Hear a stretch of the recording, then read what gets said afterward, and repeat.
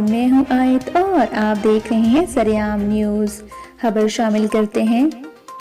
Press club दौलत नगर की media team ने यूटिलिटी स्टोर चौक दौलत नगर का दौरा किया। अवाम को मिलने वाली सहूलियत का जायज़ा लिया। तमाम अशियाء वाफर मकदार में पाई गईं। ज़रूरियात जिंदगी खुردونوش की तमाम अशियाء वाफर मकदार में बाजार के रेट से कम कीमत में यूटिलिटी स्टोर पर फराहम की जा रही हैं। वहां लोगों से तासुरात भी लिए गए। लोगों का कहना था कि यूटिलिटी स्टोर का अमला काम तो बहुत अच्छा कर रहा है, मगर यूटिलिटी स्टोर को मेन रोड पर या मेन बाजार के करीब शिफ्ट किया जाए ताकि ज्यादा से ज्यादा लोग इससे इस्तेफादा हासिल करें। मजीद अपडेट्स के लिए देखते रहिए सरेआम न्यूज़।